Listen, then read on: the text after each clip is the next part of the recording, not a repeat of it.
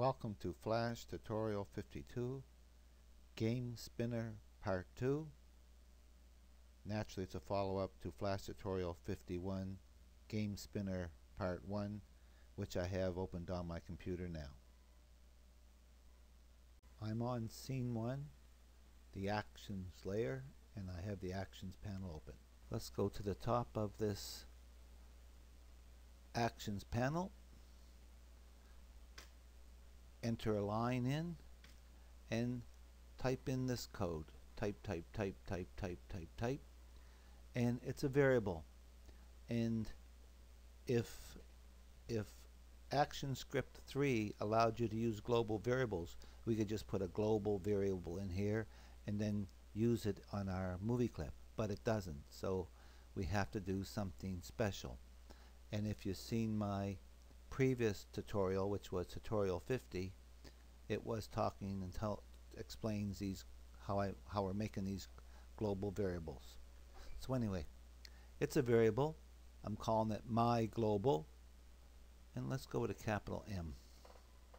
My global colon, it's a number and it's equal to 0. So that's a variable that we're going to be using. And we're going to use it to tell us which button has been pushed. So right here inside of this start function of the start button, so in here just copy this my global, copy it, paste it here, and say my global is equal to 1. So anytime we press the start button, it's going to set this variable called my global to a 1. Copy that. Come down to here, just above this wheel stop, and paste in what you just copied, and now make it a 0. So when we hit the stop button, it becomes a 0. Now, we still want the thing to start. When the start button is pressed, we still want to jump to this go to and play frame 2 so we can go into that loop, but we don't want it to stop now with this. So this we can comment out. We're not stopping it here. And that's all the code we need on this scene 1. So let's go back to the timeline and let's open up that movie clip. We're in the movie clip wheel, and I want you to select from here, go down and right across to there. So you have 1, 2, 3, 4, 5, 6.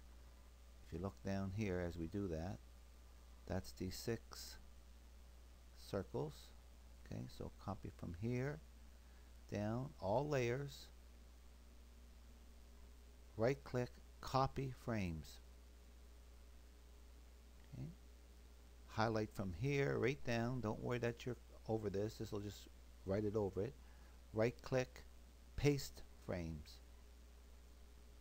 Now, what we're going to do is, when it's first started, it's sitting here on the playhead. Nothing's happened until the start button is pressed. When the start button is pressed, it goes from here to here to here to here to here, then right away back again to here. So this just keeps spinning. Just keeps spinning. And before, when we hit the stop button, it would stop wherever it was, and that would be our answer. The feedback that I got was that this would be nicer if this slowed down a bit.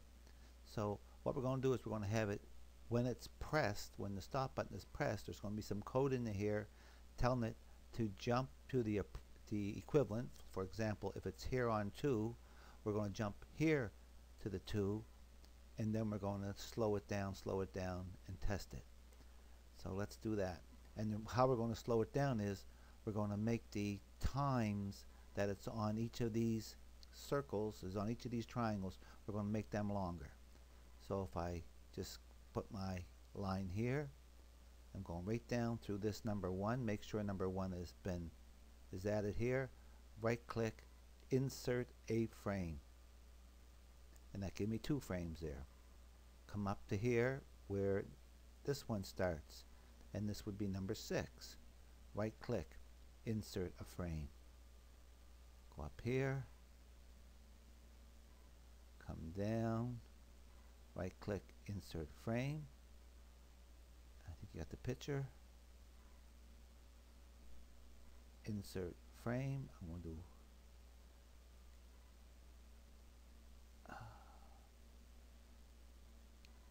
insert frame, and finally once more on this one.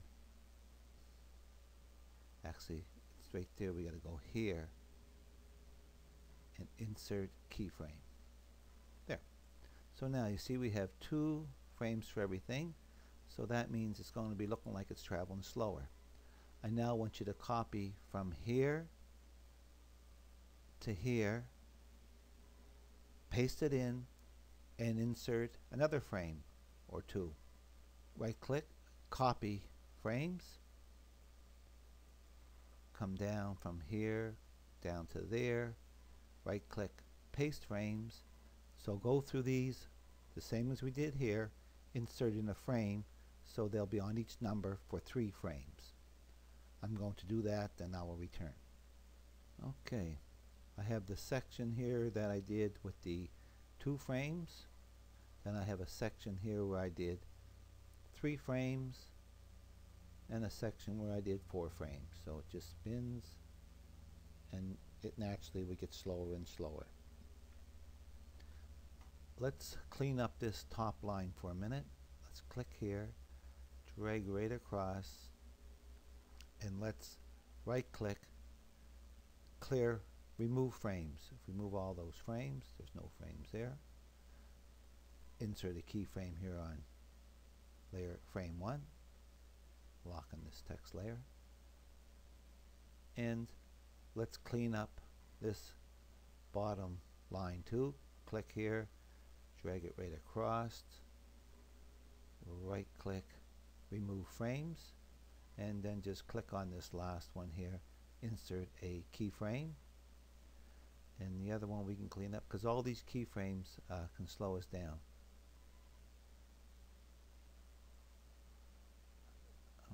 Okay, I think that's good for now.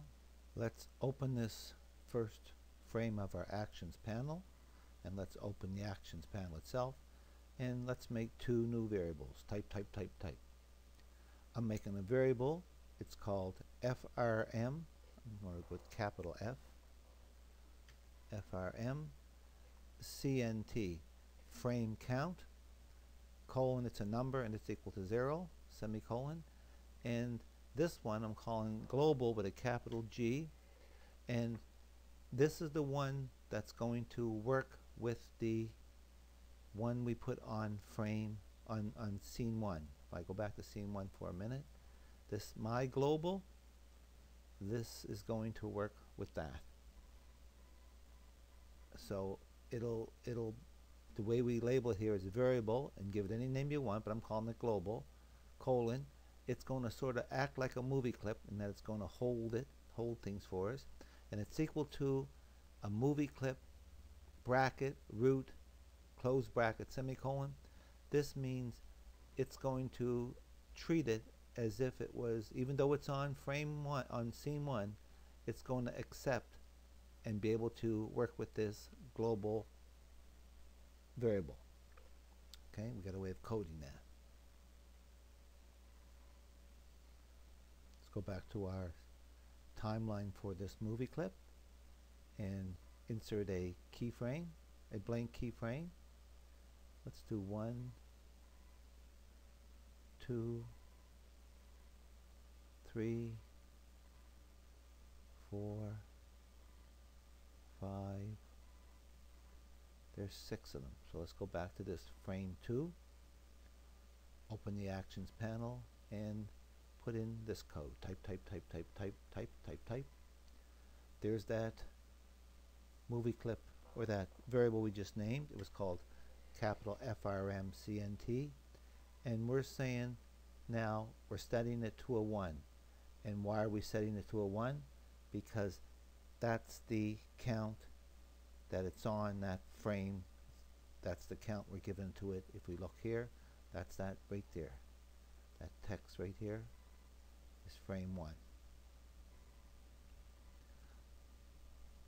We're going to trace it just so in case we have any problems we'll know whether it's working or not. And here's where we're using that global. We're saying if global, and the period means I'm joining them together. It means that I'm talking about the global that's on this movie clip, but because I'm relating it to the movie clip and root, it's also going to connect me to that original My Global movie clip, which we have set as a 1. Okay. So if it's a 1, we're going to do a trace, open bracket, and in quotations I said spin equals to 1, close bracket, semicolon, and I'm telling it here to go to and play frame 9. Why frame 9? Because if I go here and look at frame 9, right here, frame 9 is also a 1, and this was now, instead of was here, remember, I'm jumping to here, and now I'm going to slow it down, slow down, slow down, slow down, slow down.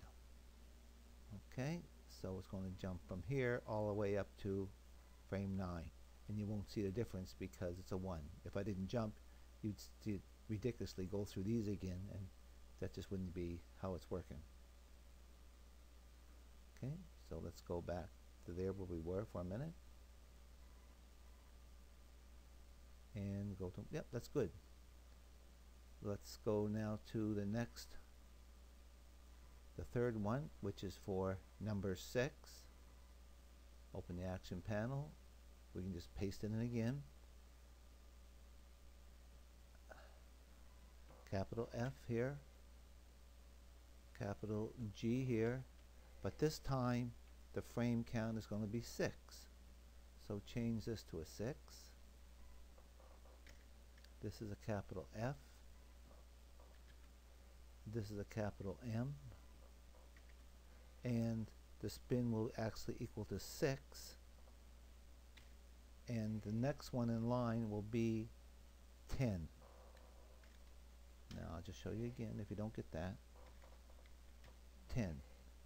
So we're sitting here, we're on 6, it's going to jump to frame 10, and frame 10 still contains a 6. So now to keep track, we're going to copy this and paste this, copy this and paste this. So copy this, go to the next frame,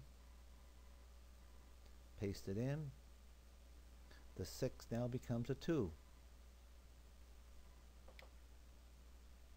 This is all good. This becomes a 2, and we're going to go to frame 11. Copy this. Go to the next one. Paste it in. The 2 now becomes a 4. This is all good. The 4 and naturally 12. Frame 12. And let's just check to make sure. 10, 11, 12. 12 is frame 4. I don't know if we copied that or not, but I'm going to copy that. Go to the next one. Paste it in. 4 becomes a 5. This becomes a 5. This becomes 13. Copy all that code. And I think this is the last one. Yes. Paste it in. This is the last one, is 3. It's equal to 3, and that'll jump me to 14. Okay, go back to the timeline again of this movie clip. And this frame here, this is the frame where it's got to loop back until the stop button is pushed. So insert a blank keyframe here, and this got to be a go to, type, go to and play frame 2. Let's go back to the timeline of this Wheels movie clip. and I want to look right here, get you caught up to where we are. And we said if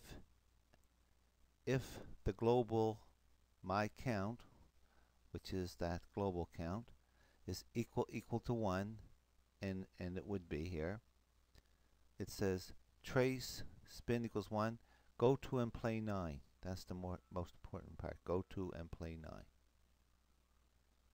So let's see what 9 is. Go back to the timeline. And there's 9 right there. And if you look, frame 9 jumps us to the 1. And the playhead would play. But now we gotta find a means of stopping it up here on a 1. So frame count 1, when it's on a 1, will jump us to 9, which is where it's going to play again, and it's going to start to slow down.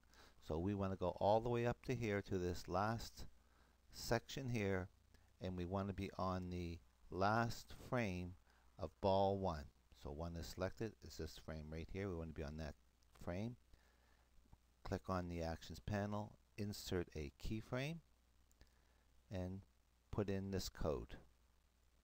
So it's going to say if this frame count equals 1, which it would be to jump here, or excuse me, which it would be, and we will stop on here. Copy this, go back to the timeline, go up to the end of this one right here, the next one, which is 6. So insert a keyframe, open the actions panel, paste it, and test for 6. Come here, which is now the end of 2, insert keyframe, paste it, make it a 2. May as well do them instead of stopping and starting. Insert keyframe. I think that's 4, wasn't it? Yes, 4, of course. Paste it, and this becomes a 4. At the end of this one, insert keyframe. This is 5. Paste it, 5. And this last one here, insert keyframe, and that's going to be my 3. Oops. Paste it, and that's a 3. I'm back on scene 1, and I'm ready to test this. Hopefully we have no errors. No errors, that's good so far. Starting it up, and it stopped prematurely on a frame. Okay, so what makes it stop and start is the action script on scene 1. It's this my global, I think, set to a 0. Oh, here it is, here, right here. When we hit the start button, we should make we just have this in here so that after the stop button has been pressed, and we press the start button again, we want to make it a 0. And this should be a 1, because if we look in my movie clips, if we look in these movie clips, back here when it's testing to see when the stop button is pushed, it's testing that my global through the global variable that's on scene on the wheel movie clip, and it's testing for a 1. So now let's go back to scene 1 again, and let's test this out. I think we have it now. Cross my fingers. Running good, and it stops. slows down, and stopped at 3 because we're tracing spin 3. Let's do it again. Slowing down, stopped on 5. But it's getting erratic, and I think that's because we're doing these traces.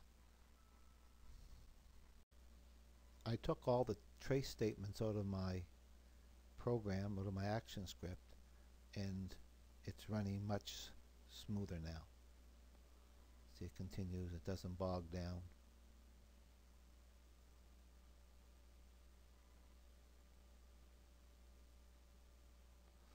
So if you find it's bogging down, that could be all those, because remember I was having all those traces on the side. This was a long tutorial. I hope you learned something from this tutorial, and I hope you use what you learned.